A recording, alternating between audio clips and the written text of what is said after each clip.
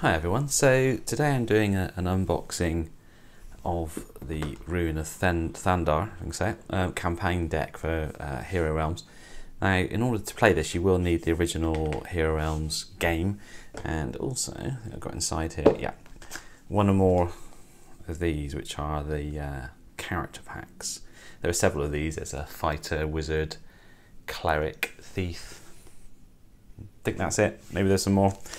But yeah, so it's not a standalone game, it is an expansion in effect, and what it does is, as you possibly know, Hero Realms is a player versus player game, whereas this expansion is a campaign deck, so you can solo this if you want to, using one or more of those character packs. So let's have a quick look at the cover.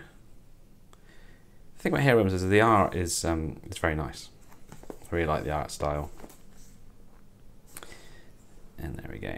So I think on the back of here it probably mentions, yeah, just here you need character packs and the base game. And there we go. So 150 game cards, 8 master villain cards, a rule book, and an adventure book. So I think, like Dragonfire, there is a storybook in effect that talks you through what you're doing, why you're doing it. And sort of introduces each scenario.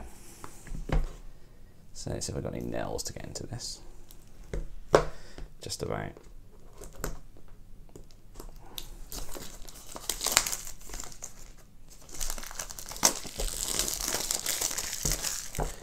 I assume that they will be bringing out other campaign decks. Well, they almost certainly will, won't they? So in terms of art on the side of the box, it talks here about the, I was going to mention these actually, but I have to admit I don't know too much about them. So as well as the character packs you can buy, as it's just as it mentions there, Dragon and Lich boss decks. It's a nice advert for Star Realms there. Character packs and the epic card game. So first of all we have the rule book. Let's have a good look at it. There's a bit more detail on the actual contents there. Understand as you play through the campaign you can update or level up, I guess, your decks as you go. So these are the classes. So I don't think I did remember them all, didn't I, earlier when I went through it? Yeah, I think so.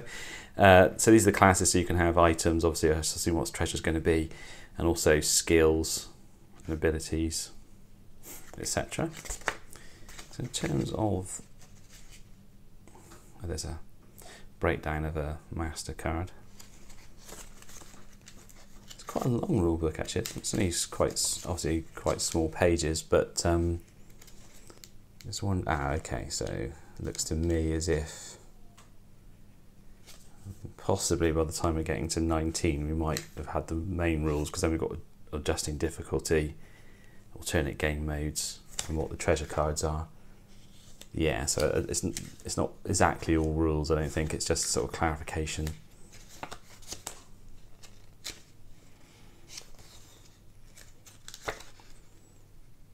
Okay, so yeah, that's the rule book. Then we have the adventure book, which I'll just look at the beginning of. It's not exactly spoilers, but I know that some people can get a little bit concerned about such things. So if you just look at chapter 1, because clearly you'll be looking at that yourself anyway to play the game. Obviously there's some art that goes along with the storyline, and then we have I think it has again, we won't look any too further in, this only seems to have one branch here, but I think you can actually branch out. So if you decide to do something, you can branch to a different part of the story to give it replay value. And then we have the mastery cards, or the master cards.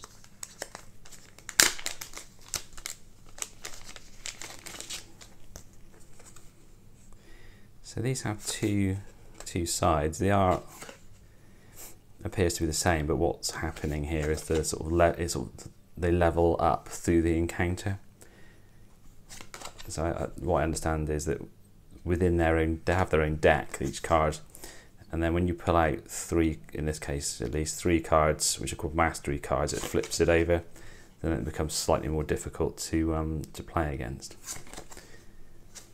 So we have Enthralled Regulars, Ruinous Zealot, Vexing Imp, Ruinous Archpriestess, Slaughterclaw, it's quite nasty looking, Inner Garash, should we pronounce it that way? The Insatiable, the Laughing Shadow. It's again very nice art.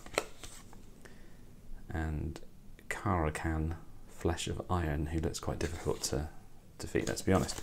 So those are the masters, and then we have the actual cards, which do, to save me having to have thumbnails, or any other type of nail, have easy opening strips on them, which is quite good. So yeah, standard backs as per, well, I'll say that, some of them double-sided, as per the main game. So is this a double-sided card? Yes. Without reading the rules, I'm not sure why that's double-sided. So I've got deal 2 damage to... Yeah, so obviously this is possibly... There's a campaign, I think that's what it must be. So you've got campaign ability. You can play the characters in the normal version of Hero Realms when you're playing against other players. So I'm assuming, as it says campaign ability here, and it is to target a master or minion, this side doesn't say, yeah, this is for targeting other players. So that's if you're playing, not co-op, not the co-op version of the game. So yeah, these are obviously the various abilities. Again, the art's really nice. You can see that if I reflect the light of it, nice sort of linen finish on the cards as well. Certainly if you like fire, the wizard is for you, it would seem. All the pyromaniacs out there will enjoy it. All right.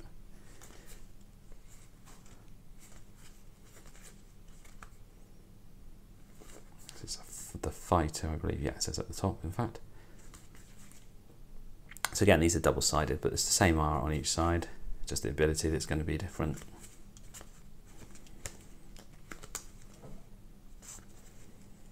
Some more followers as well. Oh yeah. Right, so now we're into normal-sided cards. So these would be, I guess, the ones that you can buy. I can't remember what it's called in Hero Realms. The market, possibly. But if you played a deck builder, you know what that means. So basically, the sort of 4 or 5 cards across the middle of the table that you can buy with the currency generated from your cards in your deck.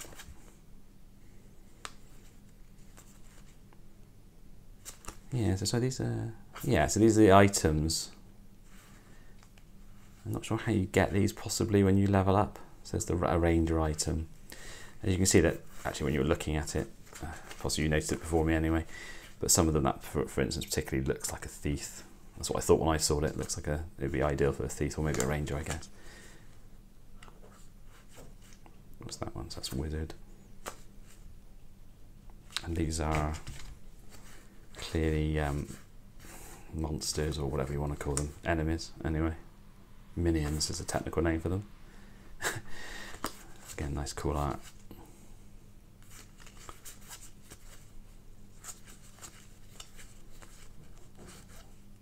The first scenarios you saw is Enthralled Regulars, which presumably, as all campaigns, stories and fantasy, starts with a fight in a pub or tavern, if you're sticking to theme.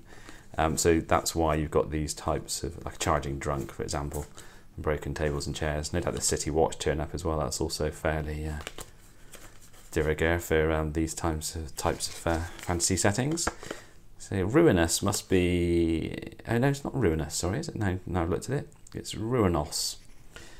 It's called the Ruins Thandar, so I don't know if that's got something to do with that, or that's a particular race. You have to excuse me for not knowing my Hero Realms lore.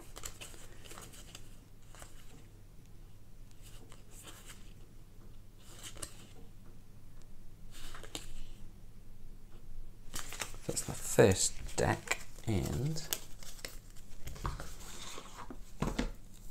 that's the second deck.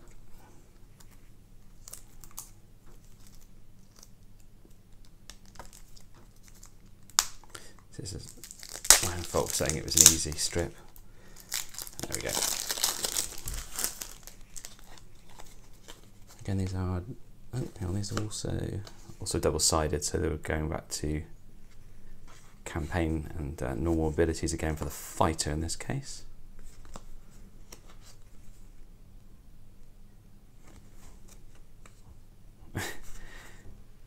So I'm a really big fan of the art. These are cleric abilities.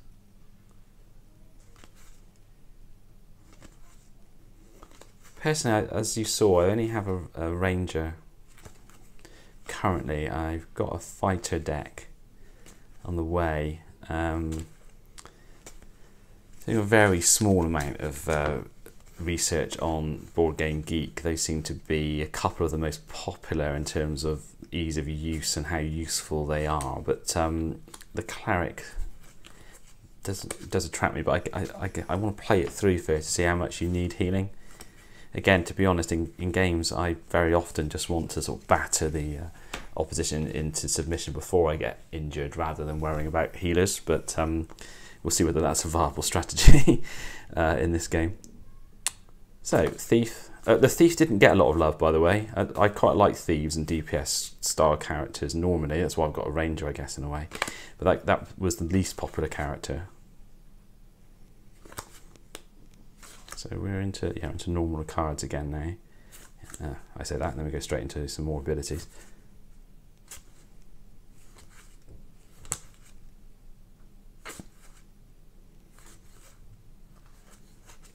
Yeah, because I like the sound of the Thief abilities here that we're looking through, but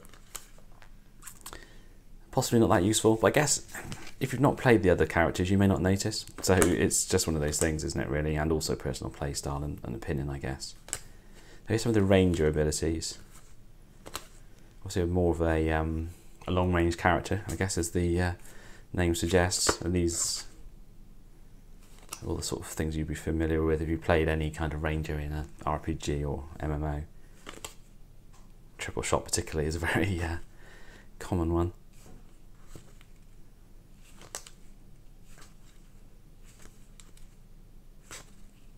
Okay, lots of tracking abilities, and then additional health. To be completely honest, not sure how this is used. Potentially this is a leveling up mechanic, actually. I wonder if that's what it is. You can choose this to level your character up. Of course, it's one way of adjusting difficulty as well to make it easier for you. Possibly they're optional for that as well, maybe. Okay. That's it. Yeah, really can't wait to get this onto the table. Been looking out for it for quite a while, actually. It seems to take. This is a retail version, by the way. I think there was a Kickstarter for this at one point. So if there are any differences to the Kickstarter, I'm not aware. So this is the retail. So if that's what you're buying, that's what you'll get. So hope that was of use to some of you. And yeah, if you like the video, please like, obviously, and follow. Thanks very much.